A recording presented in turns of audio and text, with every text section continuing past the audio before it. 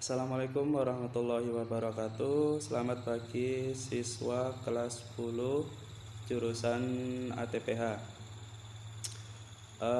Bagaimana kabarnya hari ini? Semoga sehat-sehat saja. Untuk mata pelajaran dasar-dasar budidaya tanaman, kita nanti akan fokus membahas hari ini tentang menganalisis perkembangan agribisnis tanaman ya. Jadi garis besar penjelasan dari materi ini adalah sejauh mana sih perkembangan agribisnis tanaman baik di sektor baik pada komoditas buah, komoditas sayur, komoditas tanaman hias maupun komoditas tanaman pangan. Nah, perlu kita analisa nih sejauh mana perkembangan agribisnis yang bisa kita jalankan nantinya ke depan. Ya, sebagai dasarnya ini adalah kompetensi yang ada di mapel dasar-dasar budidaya tanaman. Ya, di poin pertama berarti kita sekarang fokus pada analisis agribisnis tanaman. Tanaman apa saja? Nah, ini yang akan kita bahas. Nantinya ada 4 komoditas ya. Mau usaha pertanian apa gitu kan. Jadi usaha pertanian macamnya banyak. Jadi kalian bisa milih di agribisnis sayur atau di tanaman hias, bisa juga di tanaman perkebunan, juga bisa di tanaman buah-buahan. Nah, yang jadi satu pertanyaan besar adalah di sini kira-kira bagaimana prospeknya ya. Prospek dari agribisnis tanaman sayur ini bagaimana, agribisnis tanaman hias ini bagaimana, agribisnis tanaman perkebunan dan agribisnis buah ini jauh lebih bagus mana sih? Nah, ini kan tergantung pelaku dari usaha maunya yang mana, kan? Karena setiap komoditas punya keunggulannya masing-masing, ya. Nah, ini menjadi tugas untuk kalian, ya. Tugas dari 4 komoditas ini bagaimana prospeknya, ya.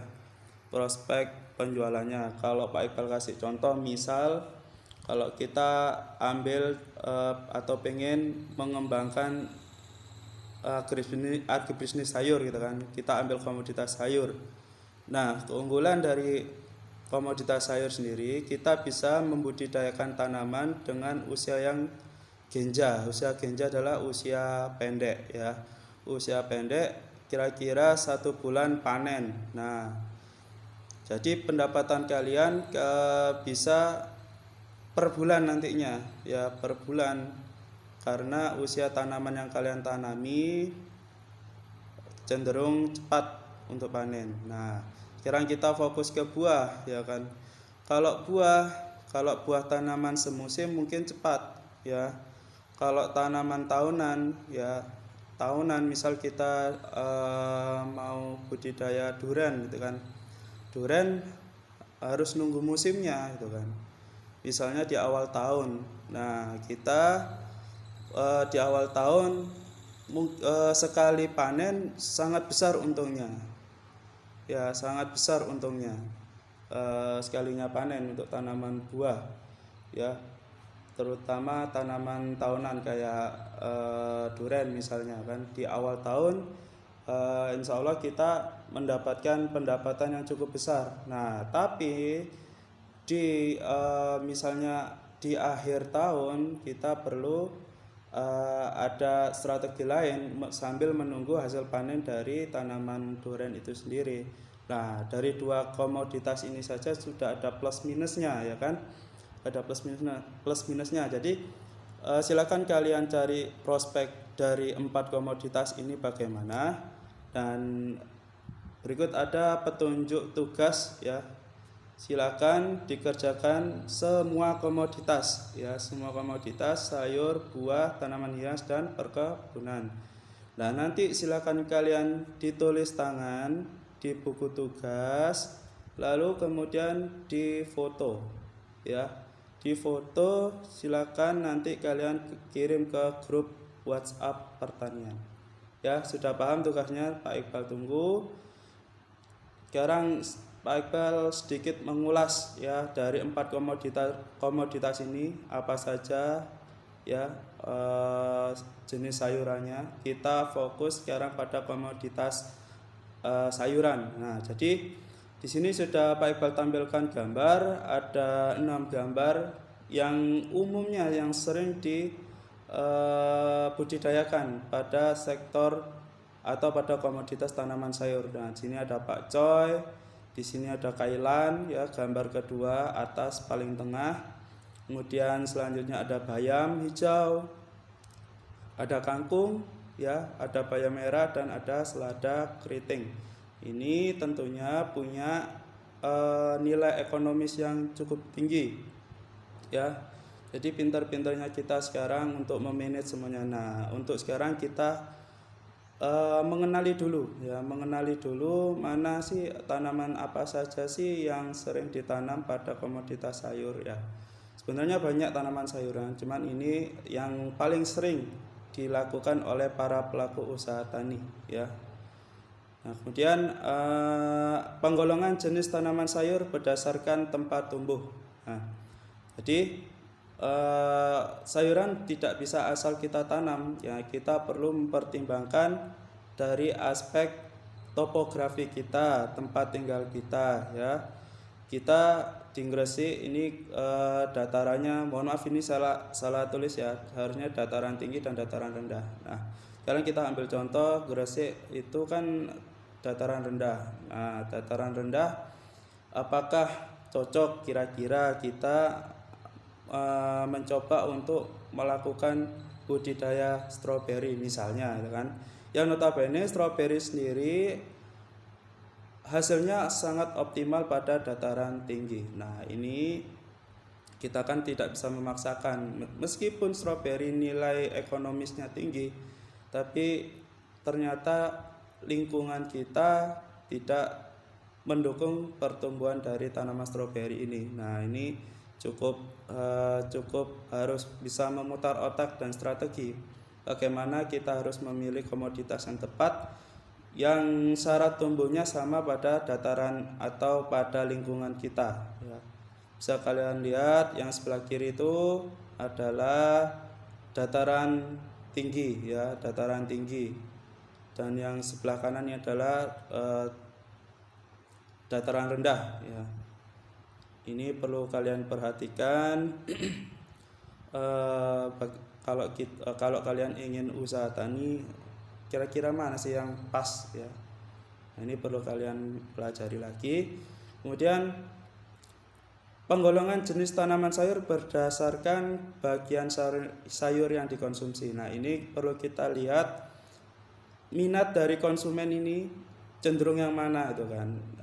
Untuk sayuran seringnya yang banyak dicari oleh konsumen adalah sayuran yang dikonsumsi pada bagian akar dan pada bagian daun ya. Kalau batang itu jarang sekali, yang paling banyak akar dan daun. Nah, apa saja? Nah, sayuran akar meliputi ada wortel dan ada lobak putih. Nah, nggak mungkin kalian nggak tahu makanan ini.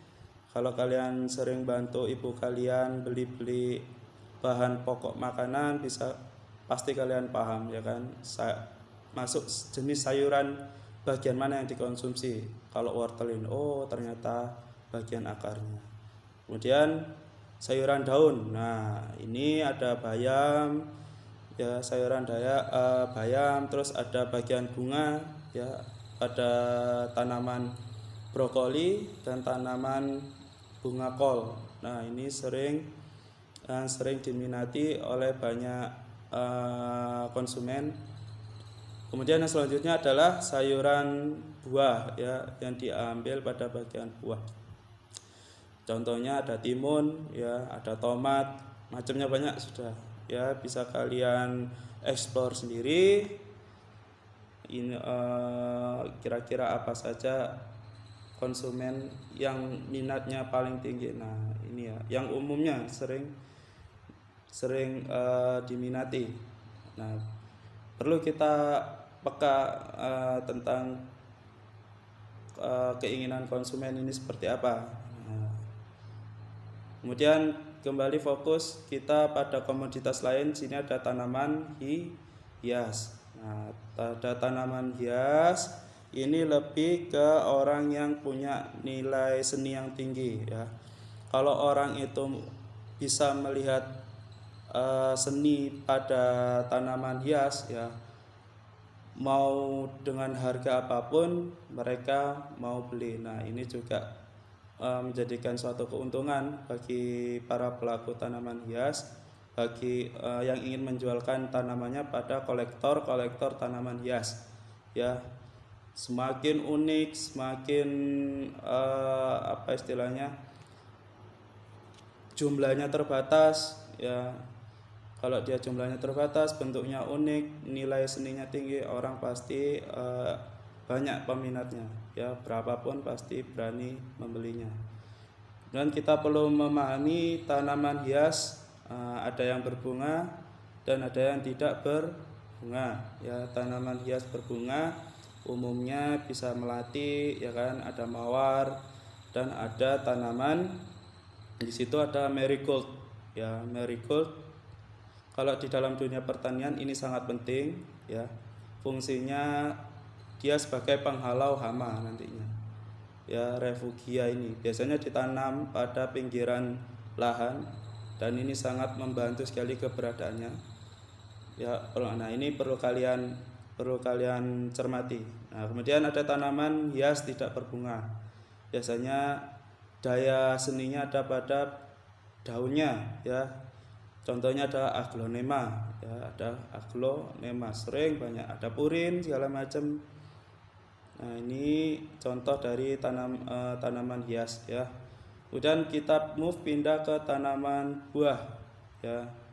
Tanaman buah, kalau tadi sayuran ada beberapa penggolongan jenis buah, ya, berdasarkan bagian yang dikonsumsi. Nah, untuk buah ada penggolongan jenis tanaman buah berdasarkan tempat tumbuh, ya. Maksudnya gimana?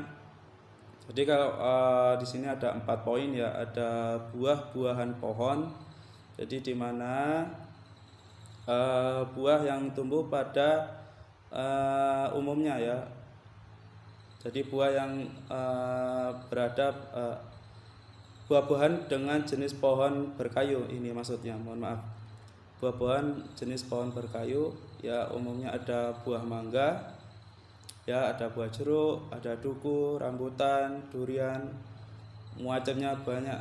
Dan umumnya pada buah-buahan pohon ini termasuk pada tanaman tidak semusim, ya. Maksudnya gimana? Ini tidak semusim. Kalau tanaman semusim itu sekali panen, ya, sekali panen kita harus mengulangi lagi. Kita harus menanam dari awal lagi. Nah, ini yang dimaksud dengan tanaman semusim. Usianya cenderung pendek, ya. Kalau tanaman tidak semusim atau tanaman tahunan, dia insya Allah bertahun-tahun tetap menghasilkan panen. Nah, seperti mangga itu kan sampai tahun ke berapa itu tetap dia masih bisa mengeluarkan hasil panennya. Nah, ya. Kemudian ada buah-buahan semak, ya, ada salak, macamnya banyak juga. Kemudian ada buah-buahan berbatang basah, ya, ada pepaya. Nah, sini ada pepaya dan buah-buahan merambat. Nah, ini yang sudah Pak Iqbal jelaskan. Kalau bangsanya melon, semangka, ini adalah tanaman semusim, ya. Jadi habis sekali panen, ya, kita harus segera lakukan pembibitan ulang untuk bisa dilakukan pemanenan. Nah, ini beda dengan tanaman tahunan, ya. Kalau buah-buahan merambat kecenderungan dia masuk pada tanaman semusim. Kemudian tanaman perkebunan. Ya. Apa sih tanaman perkebunan itu? Ya. Ada 2 jenis ternyata, sama kayak buah tadi. Tanaman perkebunan tahunan. Ya. Jadi yang dimaksud dengan tanaman tahunan yang sudah Pak Iqbal jelaskan, ya, yang hidupnya lebih dari 2 tahun. Artinya sejak bibit ditanam, tumbuh menjadi tanaman, kemudian dipelihara hingga diperoleh hasil panen setiap tahun. Ya. Contohnya sawit, kopi, kakao. Ya. Terus bagaimana untuk tanaman yang semusim? Ya, tanaman semusim yang sekali panen harus memulainya lagi. Nah, sini ada tanaman tebu, ya, tebu, tembakau. Nah, yang jadi pertanyaan di sini adalah apa sih bedanya tanaman buah dengan tanaman perkebunan? Nah, Pak Iqbal kasih sedikit penjelasan. Biasanya untuk tanaman buah itu bedanya adalah ketika kita panen bisa langsung kita konsumsi. Misal kita ingin panen buah apel, ya kan, di saat itu juga kita bisa langsung mengkonsumsi buah apel gitu ya. Meskipun nanti buah apel ini bisa diolah lebih lanjut lagi, misalnya menjadi jus ya. Tapi kalau kita ingin konsumsi secara langsung tidak akan menjadi masalah gitu kan. Nah, lain halnya dengan tanaman jenis perkebunan. Kalau tanaman perkebunan perlu ada olahan lebih lanjut. Misal buah kakao yang kita panen sama-sama buah itu kan. Tapi alangkah baiknya akan memberikan nilai yang cukup tinggi kalau hasil buah ini kita olah menjadi produk coklat. Nah, ini yang menjadikan perbedaan antara tanaman buah dan tanaman perkebunan. Nah, jadi paham ya, itu saja yang bisa Pak Iqbal sampaikan ya.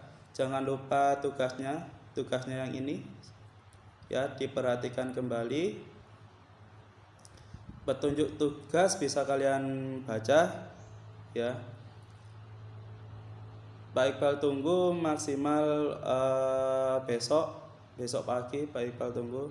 Dan untuk absensi perhatikan semua. Untuk absensi bisa kalian klik link yang sudah Pak Iqbal buat ya, yang sudah Pak Iqbal kirim. Jadi Pak Iqbal sudah membuat website.